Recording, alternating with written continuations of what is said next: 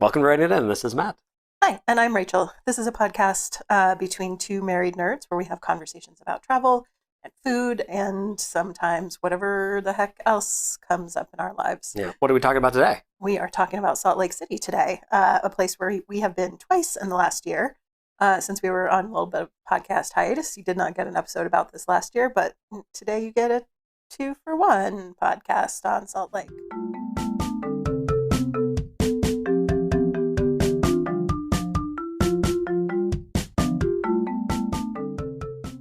Welcome back, and welcome to all those people who've been subscribing and still listening to our old podcast, even though we've been on hiatus for almost 2 years at this point.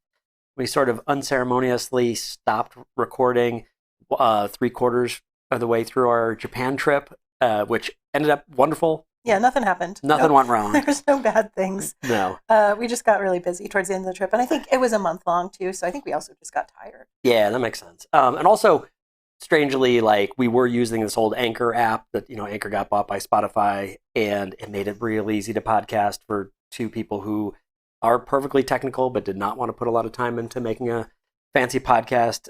If you've listened to our old back catalog, we record these in one shot. There's generally no editing. We just kind of build things with little Legos. And no filter. We try to rein it in. Yeah. To make sure that we're not just blabbing all over the place for you. Like we are today. So one of the things we're doing on the way, now that we're back, and first we're making no promises about being back. It might be another 2 years before you get another one. It might be sooner, hopefully. Hopefully sooner. And but we're trying out a little bit of a new format with, we have a bit of an outline or a checklist that we want to hit on. We'll hit on most of them probably, and give you a little bit of a structure. We'll put this in the show notes if you're interested in. Yeah, the check sheet will be in the show notes, checklist, whatever you want to refer to it as. We're still sorting it out. So, but yeah, we're just giving some overview of SLC. Yeah. So, what are your general vibe thoughts on Salt Lake City? I think the thing that we've talked about a bunch, both of the times that we've been here, is like how absurdly wide the streets are. Oh yeah. Which is a vibe in itself. It's a big city, but not a big city like you think of New York City as the Big Apple. It's a big city in that it's what I imagine like a Texas city would be, in some sort of stereotypical, like a story written by an alien that knows that everything in Texas is big. Like the streets are wide. The buildings aren't huge, but the buildings are solid. Yeah, there are so many hotels. Blocky. There are a lot of hotels. It's absurd. Especially in the part where we're staying, and we're like near downtown / the arena, that kind of area. Yeah. But so yeah, that's primarily the part of Salt Lake that we'll be talking about, because that's where we've been both the times that we've been here. Anybody who's not familiar with Salt Lake City or the United States all that much, because we do have international listeners, Salt Lake City is the home of the Mormons, right? This is where they came when they were moving across the U.S. Did they get kicked out of Ohio? Well, that's what I was going to say. Moving is a real big euphemism. They were basically persecuted, and run out of multiple places. They were trying to start their own state, came out here.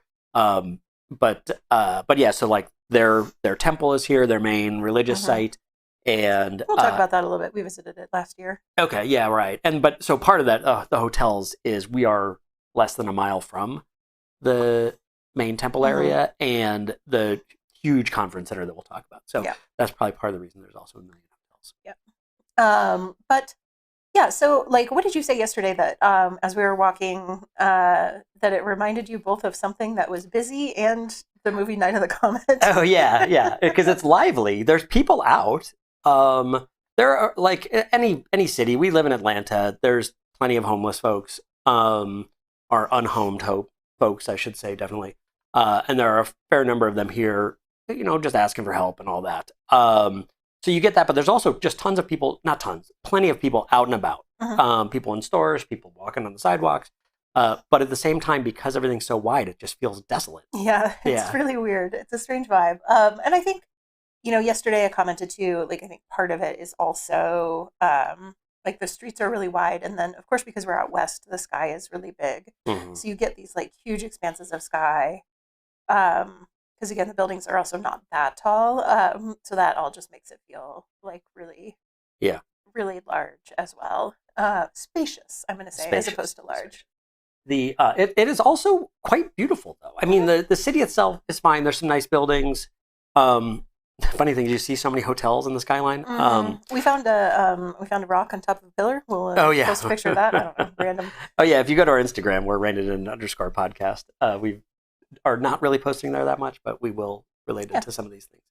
But what's kind of cool is this Salt Lake City is more or less surrounded by mountains. So, between one of the wide expanses of the avenue, where there'll be a train, because we'll talk about trains here in a second too, is there's mountains right there, and like pretty much every direction. So it's we can see them, and we're just on the second floor of our hotel right now, and I can see some mountains. Yeah. So they're really all around. It is a beautiful landscape, city. So for sure. And I'd say the people here have been very nice. Oh yeah, everybody's really really friendly. We've had a couple service people that would not say, definitely not rude. I wouldn't even go as far as to say standoffish, just letting you do your thing, they're doing their thing. And then as soon as we would chat with them a little bit, they were super friendly. I think also one of the other vibes is at least in terms of restaurants right now, is that everything is understaffed, super understaffed. So that's definitely it was a challenge getting food, even though we had a reservation. Yeah, this might be the biggest surprise, right? Yeah. On the checklist, we have biggest surprise. Biggest surprise is, and I've got to guess this is iced. A lot of places have no ice signs, or something, because these are restaurants that have 4.7, 4.8s, are reasonably priced, so they're not just super fancy pants places, and everyone seemed harried. Yeah, at multiple different places, and it was a Friday night at 7, but also they seemed harried, and the place that we finally ended up eating was half full. Yeah. And we had a 20-minute wait. We couldn't get a drink at the bar because the bartender was too busy. There were 2 people at the bar. Yeah. And they were they're pretty busy, and we're okay, we'll read the room. Yeah. So that was a surprise. How difficult it was to get food, and we actually didn't end up eating dinner yesterday. We did. We had leftovers, so we didn't end up having another restaurant out. To compare it to Friday. Yeah.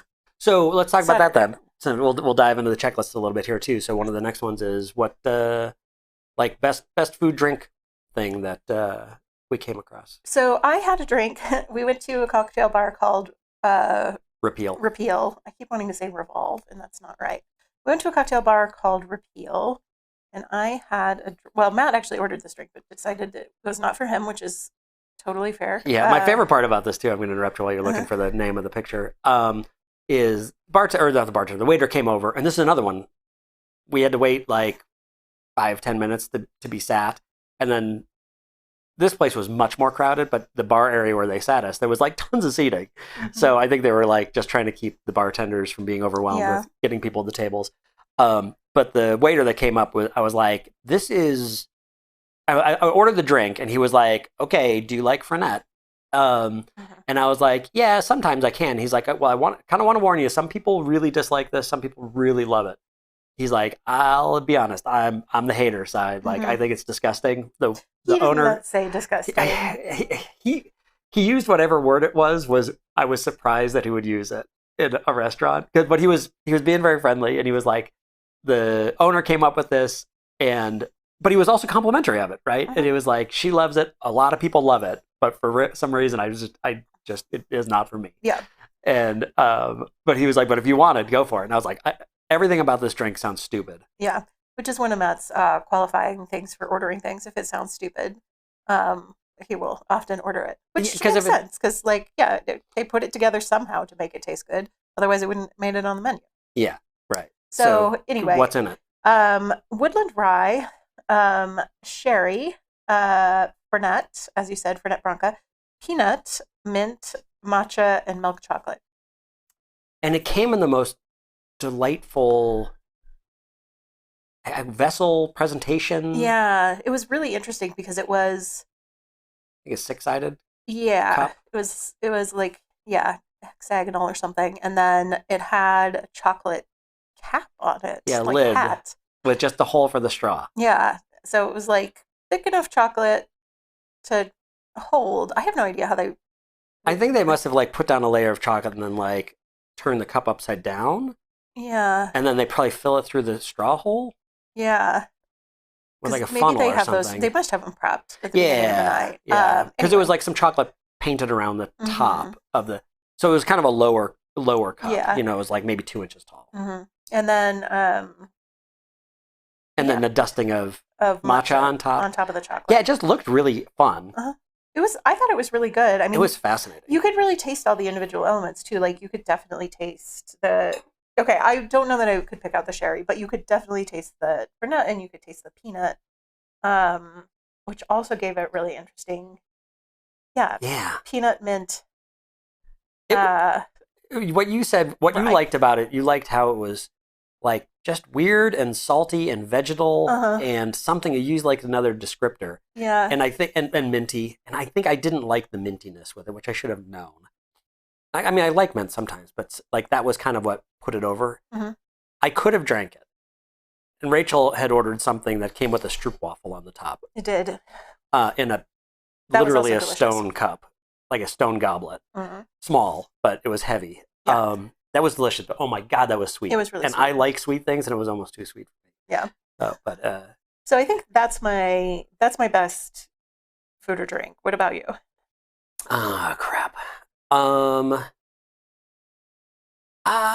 can't talk about the other bar we went to because we'll talk about that in a minute. I don't know. I would say we didn't really have an opportunity to have a lot of structured food here this time. Don't remember what we ate last time. Last time we were here, we had some really good like Italian style pizza, like flat. Oh yeah, flat pizza. That was fun. So yeah, I definitely enjoyed that. I would say all the food's been quality, and nothing other than that cocktail like wowed me. But I don't want that to sound like a negative. I think we chose perfectly good places. The pasta restaurant we went to, very good. It was like. We purposely chose a good, bad sort of Italian restaurant. Just by good, bad, like traditional, like giant portion kind of. Yeah, but it was homemade pasta. It was like good. Had good tooth, like al denteness, and like I've enjoyed everything I ate here. So I would say that. For sure. Yeah, we went to a really nice bakery yesterday. Not bakery, deli. Oh damn! Caputo's. That sandwich was fantastic. The best part. So Rachel had a little bit of tooth surgery right before this trip, so she's been a little limited as to what she can eat. And I didn't want to go on about it too much. It tasted very nice, but the nicest thing about it was like the texture of it. The bread, it was on this roll that was definitely not spongy or like sometimes you get a sandwich on a roll that's like a little bit stale. And so it's not really crunchy, but it's sort of like airy. This was just, I don't know what it was. You just chewed through it in a very satisfying way. And it was a little bit sweet. That was a damn good sandwich. Yeah, it was like a market and deli. Caputo's is the name of it. Yeah. I will post a picture to our Instagram of the most giant thing of smoked paprika I have ever seen. Oh, yeah, yeah. But they also had the most giant thing of Luxardo cherries I've ever seen, bigger than my head. Really, I missed that. Jeez. So that was a highlight of yesterday for sure, and they had really good soup as well. Which, when you're like missing a tooth and still not supposed to be really eating, totally solid foods. That's where I'm at. So one of the things on our checklist is quality of grocery store, because one of the things we do like to do, especially if we're traveling longer, is like go to a grocery store and check it out. We didn't necessarily do that. We did go into a little like health food sort of market that looked nice, but had that sort of traditional health food market that seems like it's quite old and a little bit like all the stuff inside seems extremely nice, but some of the like ambiance is a little strange. So I'm not going to even name that place. I don't actually know what the name was. We swung in there because they did have soup, but we decided we didn't. We wanted to walk a little bit further and go to the deli, which was the right choice. But they had an amazing market there that had, because I do want to talk about this quality of artisan market, I will say. They had a million bitters. They They had did. 5 million chocolates. Oh, they did. I also have a picture of that, so I'll post that to Instagram too. And the picture that I have is not even all the chocolates that they had. All the barred chocolate bars. They also had an amazing selection of, I don't know, aperitivo non-alcoholic sodas and drinks. So I talked about that cocktail, but we mostly haven't been drinking either of the times that we've been in Salt Lake because conveniently most times I've been post some kind of surgery. Yeah. So, but I mean, I took one day off painkillers so I could have some drinks on Saturday, but then yesterday was all sober. Yeah. So they had a bunch of different aperitivo kind of things, and then they also just had a bunch of really interesting sodas. I brought a couple for the car too. I have a lavender lemonade one, and I have a blackberry mint, and you got some kind of date malt business. Yeah, date malt. I don't know. It came in a black can with like white writing. It just looked cool too. Yeah. So it was just it was also really like vibrant kind of area. Like they have a bakery too, which wasn't open on Sunday. And then there's like some food import business, and then it was a fun little space. It was crowded. They also seemed a little bit understaffed, but not as bad as some of the restaurants. Yeah, right. Checking out, it was weird because when we first got there was like nobody in line, and then when we were trying to check out, there was like 1 million people in line. So I think it might have just been one of those. Yeah. But with everything else, it could have been. Yeah. So, but it was great. And we bought some fancy chocolates from there that we have not tried yet, but I am quite optimistic will be good. Yeah. So, what do we think? Should we move on to how about like cultural experience? Art experience is another one on our checklist. We did an art museum. It was fine. Yeah, I mean it was nice because it was free. So we did the Utah Contemporary Museum of Art. It's a cool space and it's a nice organization. I was happy to give a donation. I mean, it's like obviously supporting a lot of contemporary people.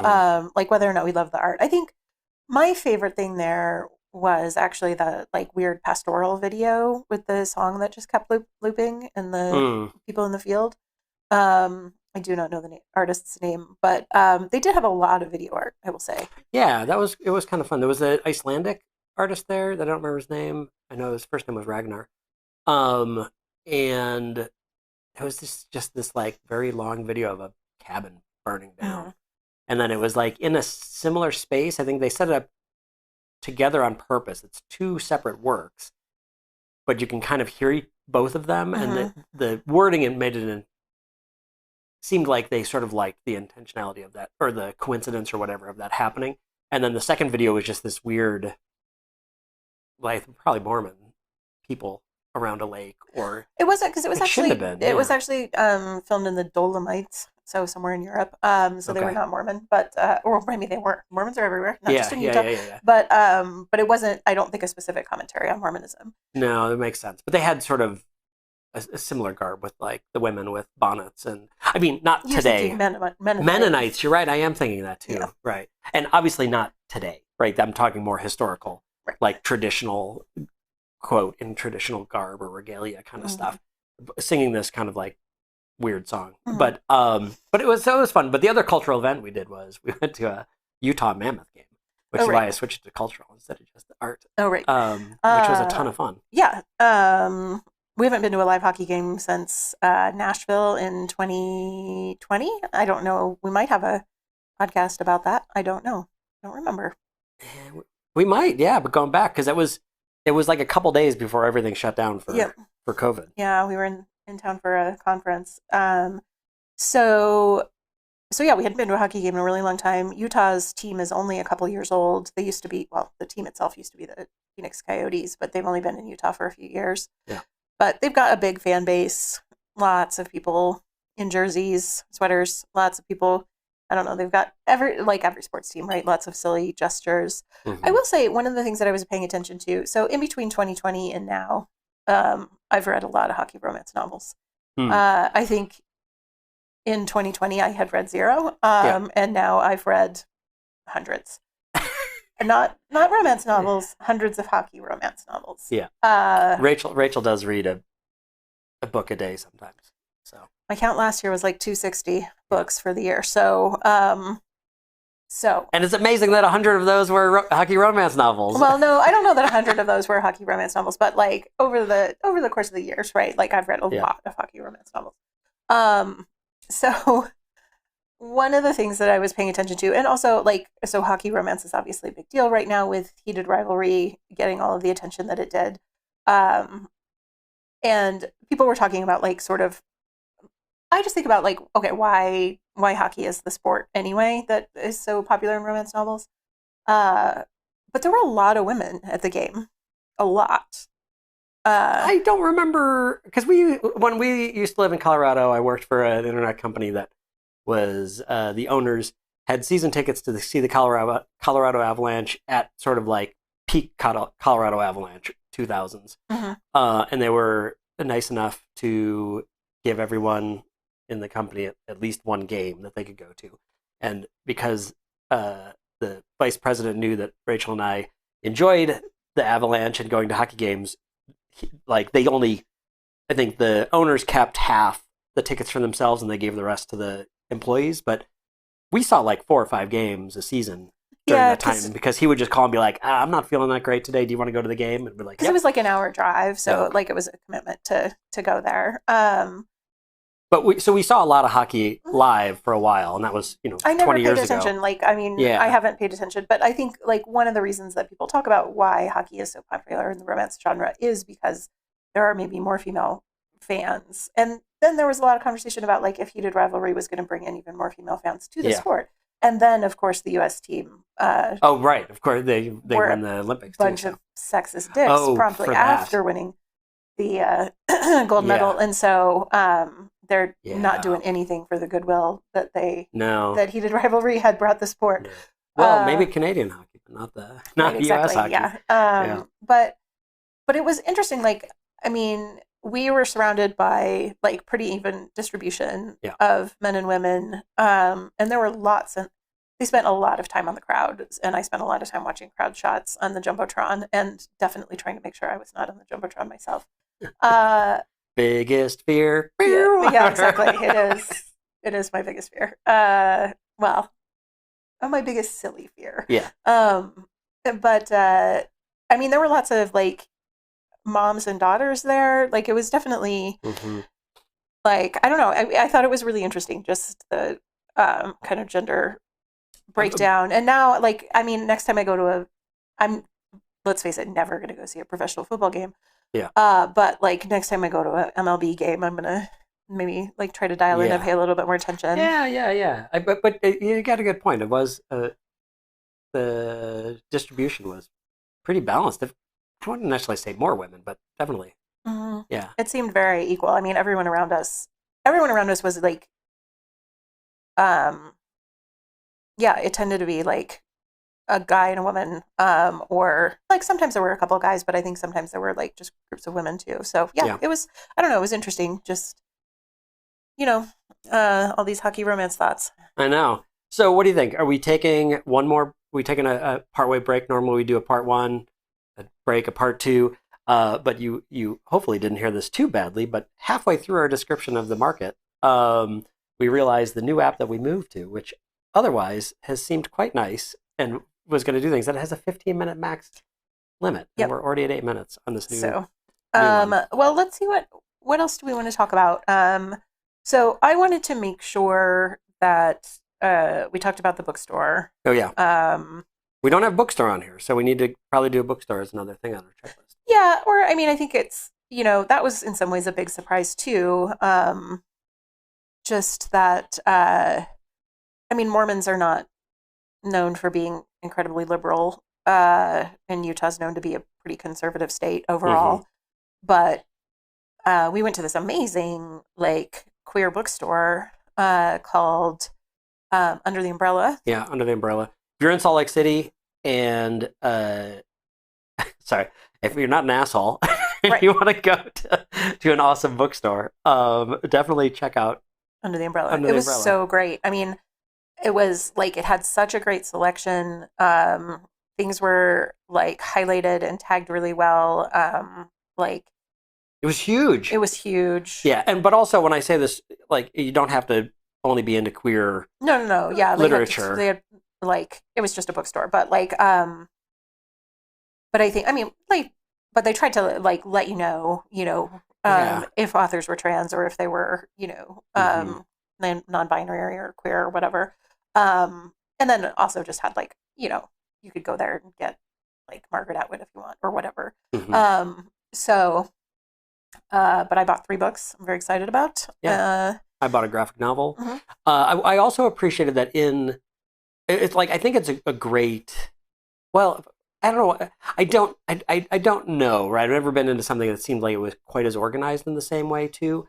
But you go to any local bookstore these days and they're going to have, um, you get a bookmark with it generally, right? But Mhm. what they have in almost all the books are a bookmark for their bookmark that also has a little flag at the top that sort of indicates what area this is supportive of, Mhm.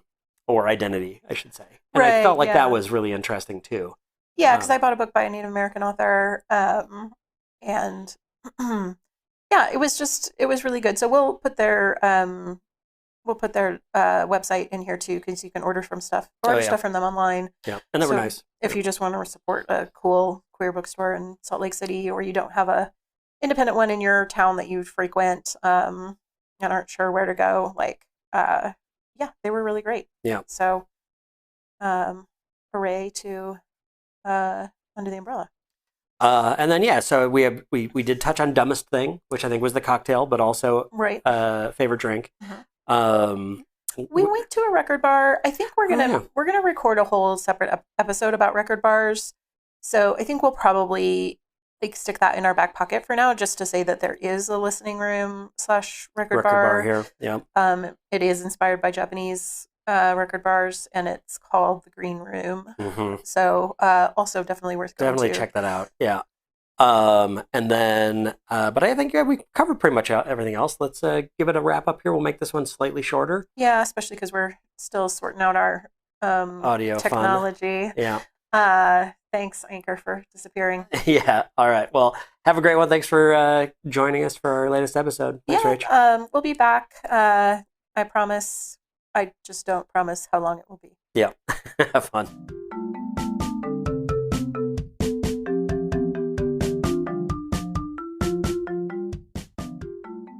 Thank you for listening to Rain It In, Matt and Rachel. You can check us out on Instagram at rainidin_podcast or Facebook at Rain It In Podcast. We encourage you to like and subscribe on your favorite podcast app, or you can listen direct at anchor.fm/rainidin. Thanks again for listening. Have a great day.